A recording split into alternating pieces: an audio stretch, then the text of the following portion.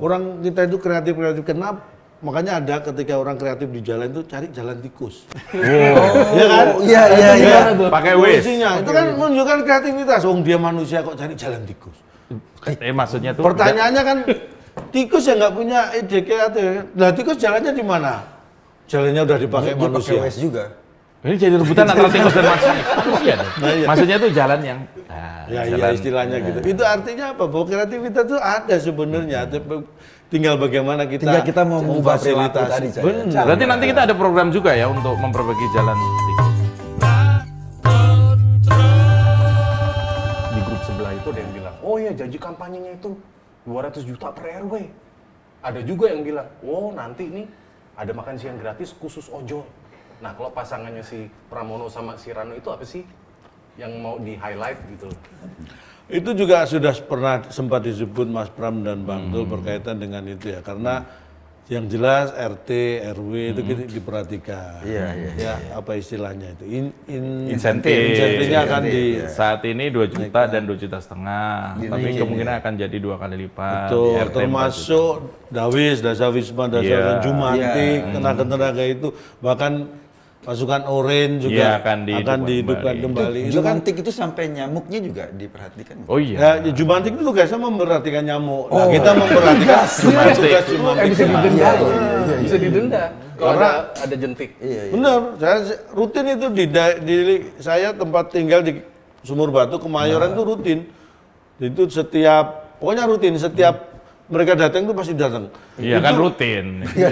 Rutin itu begitu konsepnya. Tidak macam meriksa bak mandi, meriksa terus diperiksa karena bersih atau enggaknya kan. Itu rutin. Rumah saya aja selalu mampir karena saya itu orangnya kalau pagi biasanya pagar itu saya buka, saya duduk di depan, ngopi, minum, ngobrol. Jadi kalau siapapun orang lewat kelihatan, tahu, nyapa gitu. Kalau rombongan Jumantik datang itu apalagi itu mesti ngaten itu kadang-kadang minum dibuka, padahal itu minuman saya. Disangka? Dikira ada Jumantiknya. Sangka ada jentik-jentiknya. Kan, nah itu kok ada jentik? Kan itu, kopi. Saya bilang, itu selasih. Karena mirip. Selasih, dikira jentik-jentik gitu kan. Oh ini ada telur katanya, itu boba gitu kan. Kok jadi kesana ya? Iseng amat tuh Jumantik. Lagian boleh aja dibukain Jumantik. Jadi intinya bahwa akan diperhatikan program tadi. Seperti itu kita juga akan laksanakan karena jelas sekali bahwa kita sampai searah situ sudah kita persiapkan. Ya intinya hal-hal yang bagus. Ojol makan siang bagi ojol. Gratis bagi ojol. Itu program pasangan sebelah. Kemarin juga sempat disampaikan Bang Dul ya ke kita bahwa minimal tiap hari Jumat akan ada Jumat berkah itu bagi seluruh teman-teman, bukan cuma ojol tapi yang bekerja di jalanan dan sebagainya itu. Ya tapi ini kan perlu detail lagi ya, tapi itu sudah disampaikan. Jadi soal makan gratis dan sebagainya itu kabarnya juga nanti ada solusi yang banyak hal akan gratis. Hanya saja nanti akan disampaikan setelah pengundian nomor itu akan disampaikan. Yang bagus itu ada programnya Bang Dul. Itu beasiswa untuk masuk SMA yang nggak keterima di negeri. Jadi bisa masuk swasta. Yang sekolah itu gratis kemarin. Itu bagus loh. Bagus. Nah, memang salah satu target Bang Dul itu memang concern di dunia pendidikan. Pendidikan itu jadi memang 12 tahun itu benar-benar prioritaskan. Jadi kalau SMA, SMP pasti masuk perhatian. Iya, jadi karena misalnya walaupun dulu ya anak saya kan sekolahnya luar negeri luar biasa alhamdulillah. Jadi nggak keterima di negeri. Luar negeri itu London, Singapura gitu loh. Bukan. Ini di swasta. Swasta kan berarti di luar negeri kan. Ini sekolah negeri. Ini sekolah negeri. Kalau untuk anaknya di luar sekolah negeri ini di swasta. Nggak keterima di negeri gitu loh. Nggak keterima di negeri, sekolah di swasta. Jadi saya tahu betul kan bebannya itu ya. Iya, jadi kalau itu memang bisa terbantu, saya kira orang tuanya akan sangat bahagia sekali. Karena tujuannya kan tagline kita mau menyentuh dari sisi apapun, pendidikan, kesehatan, dari sisi ekonomi kreatif, olahraga dan sebagainya. Tujuannya yang membahagiakan warga itu tadi. Bahagia itu bikin warga Jakarta jadi happy. Rakyat itu gimana tuh, Cak? Itu kan dari zaman dulu kan bahagia tuh, Kak. Nah, balai rakyat ini yang harus sebenarnya kita hidupkan lagi karena Jakarta itu butuh sekali tempat seperti itu. Yang buat orang bahagia. Berbagai Kegiatan bisa di situ. Nah ini sudah dirintis, ada kita juga kemarin ya di Cempaka Putih itu ada warung Bang Dul. Iya. Jadi ada Di situ ada tempat. mungkin warga. bisa, nah diceritakan. Iya, dulu. jadi warga punya tempat, space, terus kemudian mereka patungan untuk berbagi. Ya, jadi yang punya gerobak bakso silakan jualan di situ dan sebagainya, dan itu disekong penuh. Dan dikasih nama warung Bang Dul, ramai sekali. Jadi ternyata ya warga Jakarta itu untuk hal seperti itu aja tuh sambutannya luar biasa. Kepeduliannya tinggi. Nah, kadang-kadang kita mikir Jakarta kota metropolitan individualis, ternyata orang Jakarta itu sebenarnya kalau memang tujuannya untuk membahagiakan orang di sekitarnya yang tahu layak dibagikan tuh gampang disentuh sebenarnya. Betul. Orang empatinya luar biasa. Skill timnya ya, skill individu kan Brazil biasanya kan. Kalau tim itu kan Belanda. Bola tiki taka tadi itu. Mohon maaf Ronaldinho, saya Itu Ecodino lagi. Ini kan bukan acara bola. Ini mana berhasil ya berhasil. bukan berhasil. Oh berhasil. Iya. Jadi itu sudah dimulai itu. Jadi secara konsep itu juga sebuah gambaran bahwa ada suatu tempat di mana itu bisa menjadi kumpulnya warga di sekitar situ Balai rakyat, untuk ya? saling memberdayakan gitu. Itu tempat ngobrol, tempat kemudian ada ide-ide baru itu Olahraga bareng, kesenian bareng. Dulu banyak kan Jakarta itu kan. Di Grogol ada, di Cikini ada, di Betul, dulu balai rakyat banyak, sekarang balai lelang kan. Karena kebutuhan, Oh, balai gadai itu. karena keadaan. Balai Gadai. Balai Gadai banyak sekarang. Maka kemudian ya ini saya pikir bagus banget kalau kita memulai pergerakan ini dari masyarakat, dari rakyat, dari manusianya dulu. Karena memang kata Mas Pram dan Bang Dul itu pembangunan di saat beliau-beliau nanti dipercaya menjadi gubernur akan difokuskan ke manusia dulu. Karena ya katakan 2-3 tahun terakhir ini udah nggak kesentuh nih urusan manusia ini kan. Iya kan? Iya Kak. Betul begitu Saudara Eko? ngomongnya sama manusia. Oh iya.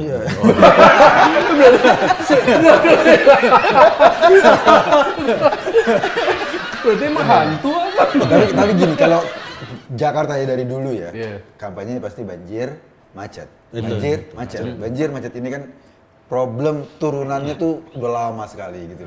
Nah, apakah kita sih berharap ya dengan adanya nanti gubernur baru apa minimal bisa terkurangi lah banjirnya, macetnya, itu kan harapan banyak orang gitu.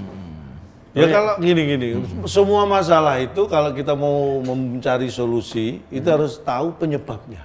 Oh, nah ini nih. Orang Banjir. tanpa tahu sebab akan salah memberikan solusi. Betul. Dokter aja kalau inget-inget kalau pernah ke dokter, pas yang ditanya keluhannya apa, sejak kapan, Nah. kemudian riwayat kesehatannya, karena itu harus penyebabnya didiagnosis. dianalisa dulu tuh, didiagnosa seperti apa, sampai Baru nanti tahu ketika mau buat resep Obatnya sesuai tahu. dengan berarti sakitnya. Tapi nggak semua dokter nanya ke pasiennya. Contohnya dokter hewan. Oh iya, nggak pernah ditanya.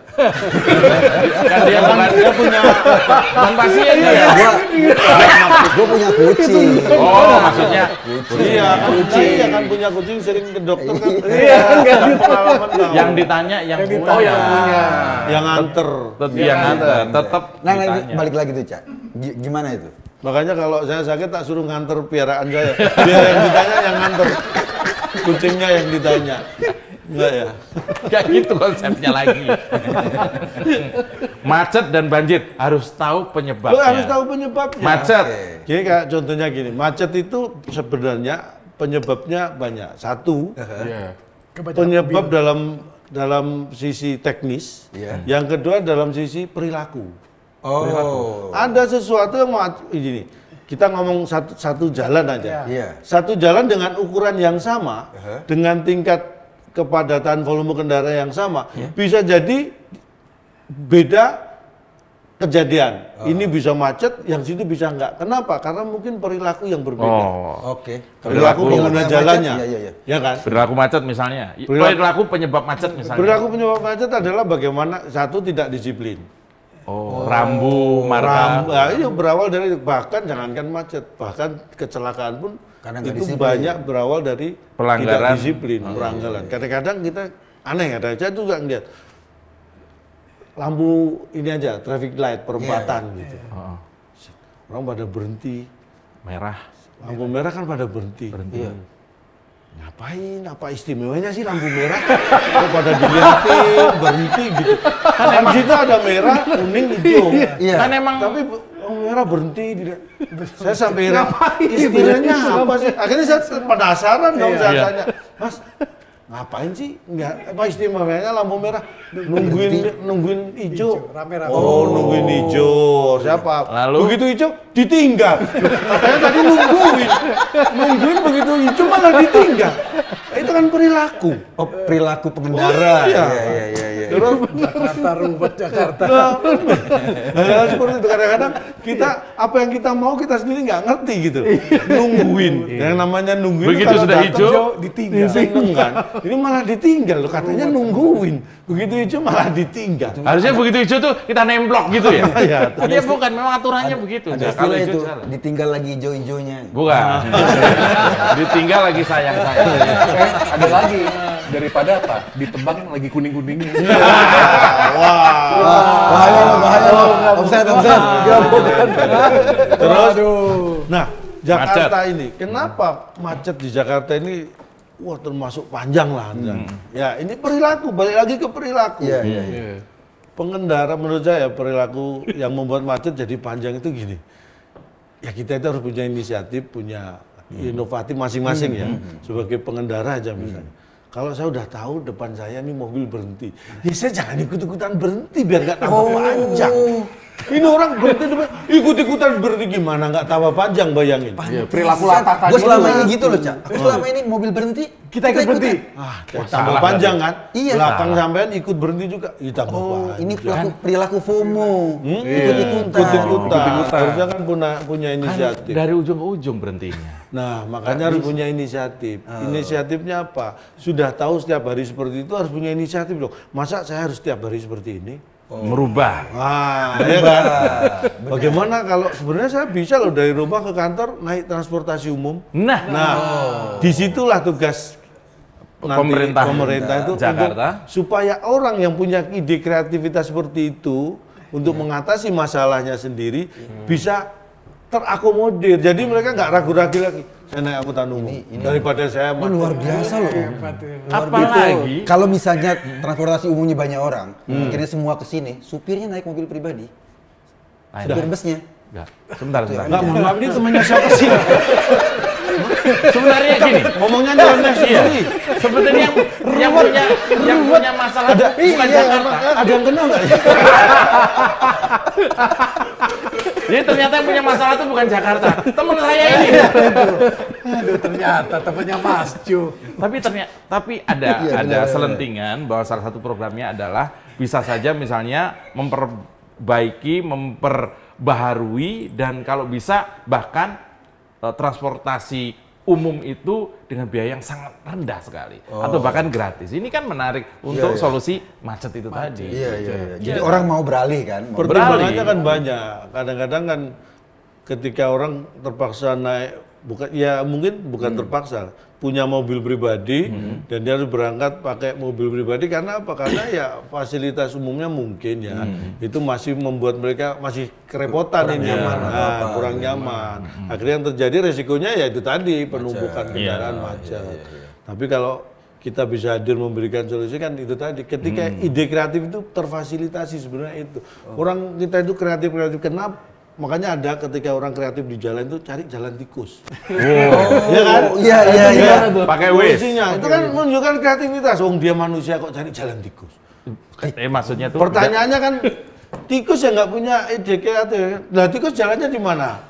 Jalannya udah dipakai Dia pakai manusia. Waze juga. ini jadi rebutan antara tikus dan manusia. Maksudnya tuh jalan yang Ya iya istilahnya gitu. Itu artinya apa? Bahwa kreativitas itu ada sebenarnya.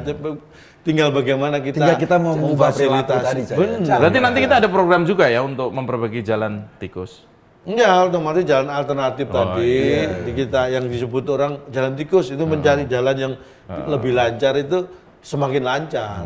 Cak, ini kan sebenarnya masalah Jakarta ini kan dari zaman dulu kan gubernur-gubernur yang lama juga sebenarnya kan sudah ada tuh. Kan kalau nggak salah juga Mas Pram sama Bung Rano itu kan mau menemui semua kan Betul, untuk bercerita. Diajak nggak Waktu itu kan waktu kunjungan ke beliau-beliau Pak Sutioso, Pak Boko kan saya posisi pas di Surabaya, tapi secara intens disampaikan juga. Karena memang ya benar ketika kita ingin melakukan sesuatu untuk Jakarta ini kan gubernur-gubernur sebelumnya pasti punya pengalaman karena sudah pernah memimpin dan melakukan sesuatu. Dan prinsipnya adalah sesuatu yang baik, yang sudah baik pasti akan dilanjutkan dan ditingkatkan. Baru memperbaiki yang kurang. Bukan benar-benar tiba-tiba kita nggak mau yang baru semua kan nggak bisa juga. Warganya kan warga Jakarta kan Warga ingin lama perbaikan. ya. Semuanya Kalau warganya warga lama, tiba-tiba semuanya baru, kan bingung. kaget. Masa mau ganti warga? Gimana? Lumayan temennya. Warganya diganti. PR lagi dia. Tapi benar bahwa mungkin Bang Dul dan Mas Pram ini mau sedikit memberikan warna yang berbeda terkait dengan pergantian pemimpin daerah terutama. Mudah-mudahan ini menginspirasi pemimpin nasional juga. Jadi bahwa kita harus sudahi bahwa pemimpin lama selesai selalu bermusuhan dengan pemimpin yang baru atau sebaliknya. Ini kan jadi tidak produktif ya. Dulu di Jakarta pernah ada namanya tiang beton yang jadi saksi bisu nggak diapa-apain. Kita kan sedih sebagai rakyat pembayar pajak lihat ini tiang beton terus mau diapain. Di daerah di Kuningan itu kan berderet aja nggak jelas gunanya untuk apa. Emang tiang apaan tuh? Itu tiang untuk poster sebenarnya buat itu kan. Tiang untuk poster tapi cakar ayam gitu kan. Nggak, maksudnya ya kalau ada yang ternyata memang program ini bagus dari mulai zaman Pak Foke, bahkan Pak Sutioso, Gubernur Joko Widodo dulu pernah ada gubernur namanya Joko Widodo, kemudian ada Pak Basuki, Pak Jarot, kemudian Pak Anies, itu semuanya kan pernah melakukan setidaknya sesuatu yang mungkin bagus buat masyarakat Jakarta dan itu komitmen Mas Pram dan Bang Dul adalah kita teruskan, kita pelihara yang sudah bagus, yang kurang terhadap fasilitas pelayanan itu akan ditingkatkan gitu. Jadi inilah yang disebut mungkin akan terjadi pergantian kepala daerah dengan sangat smooth, adem, sehingga masyarakat sudah tidak perlu berlama-lama lagi. Hari pertama mungkin kalau beliau sudah dipercaya jadi gubernur, hari pertama itu bisa kerja langsung tanpa drama-drama, sakit hati para pendukung dan seterusnya. Karena capek ya, capek sekali urusan kayak gitu. Itu Bung Erwin. Biar kelihatan. Makanya itu konsep merangkul dan riang gembira itu Sesuai dengan kita tagline-nya itu kedepankan. menyala Iya, gitu. betul. Menyatukan Jakarta selamanya. Baru itu baru dapat barusan. Enggak. Udah dari kemarin-kemarin. Menyala itu bisa menyatukan langkah. Wah. Jadi biar siapa sih? Teman saya. Tapi lumayan lah. Dia itu yang punya ini acara. Kan yang undang dia. Wah. Maaf loh Mas. Kita harus menghormati tamu. Oh iya. Kapan udah selesai belum nih? Udah. Saya udah nggak tahan kayaknya. Oh 5 menit lagi. 5 menit lagi. Yang menit siapa ngomong nih? Closing Mulai aja deh. statement. Dari suara telepon tadi, suara telepon. Bang scoring dia. Apa ada harapan? Ada pesen-pesen gitu nggak sih buat warga? Ini boleh pesen toh? Boleh. Tahu makanya harus putih doang. Closing statement. Iya, buat warga Jakarta, siapapun itulah semua. Iya. Ya kalau ini sebenarnya bukan pesan, ini saya juga sebagai orang yang sudah hampir saya 20 tahun hampir. 20 tahun berkecimpung di dunia? Ya 2005 itu saya mengawal karir ya di Jakarta itu di 2005 itu saya menetap di Jakarta. Jadi 20 tahun saya di sini, jadi buat saya Jakarta itu ya kota saya gitu kan. Jadi ketika Kota saya juga, Cak. Ya nggak usah rebutan, nggak usah dapat. Nggak usah. Diambil gitu aja. ini dari sisi dari PUV saya. Dari Dia ngasih tahu. Saya hanya ngasih tahu, saya tidak merebut. Saya hanya ngasih tahu. Tenang aja. Saya sebagai orang yang punya keterkaitan secara historis, secara ya apapun lah, batin, spiritual dengan Jakarta itu, ini adalah wujud bentuk kepedulian saya dengan kota Jakarta.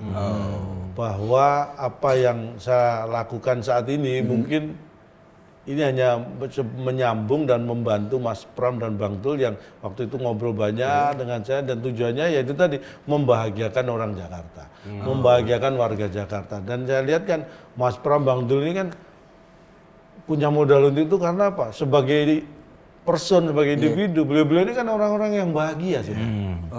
Ya kan? Orang yang bahagia itu lebih punya peluang untuk bisa membahagiakan orang lain.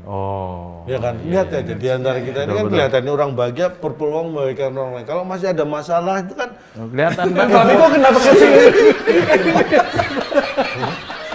Namanya masih ruwet pikirannya, masih ada yang harus diselesaikan untuk dirinya sendiri. Itu kan peluang membahagiakan orang lain jadi lebih kecil. Untuk membahagiakan diri sendiri aja belum bisa, masih mumet gitu kan. Bukan berarti kita menganggap bahwa orang yang pada kondisi seperti itu tidak bisa membuat orang lain bahagia, bukan. Tetapi akan lebih mudah kita membahagiakan orang lain kalau kita sendiri sudah bahagia. Ini untuk Gitu konteks loh. memimpin Jakarta Untuk ya. konteks memimpin Jakarta, karena apalagi apapun itu keputusan entah itu di level pemimpin, bahkan keputusan di level kita sebagai rakyat, itu akan sangat indah, sangat baik efeknya kalau kita mengambil keputusan itu dalam kondisi suasana tenang, bahagia, happy. Karena sesuatu keputusan apalagi diambil ketika marah, maka endingnya akan malu. Pantes pada saat Makanya harus happy. Iya, pada saat orang pernikahan tuh kan selamat berbahagia, itu kan keputusannya harus diambil dalam suasana bahagia. Bahagia. Kan ada Bang, pernikahan yang memang diputuskan ini harus ada pernikahan karena kondisi yang tidak bahagia kan ada kan terpaksa. Itu kan Tapi kita ruwet itu. ketika melakukan kan berbahagia. Itu pasti akan melakukan pernikahan. Oh iya. Artinya kalau terjadi seperti itu kan pasti akan sangat manipulatif. Iya. Jadi kebahagiaannya itu bukan kebahagiaan sesungguhnya, tapi Imitasi, supaya terlihat imitasi palsu. supaya terlihat bahagia. Makanya kita bikin seperti itu. Kita happy-happy. Karena tujuannya ingin membahagiakan warga, kita buat warga juga bahagia. Ketika kondisi warga bahagia, itu mengambil keputusan, memilih pemimpin juga akan tepat. Luar biasa. Kita tutup buat calon tong. Thank you. Thank you. Makasih. Terima kasih calon tong.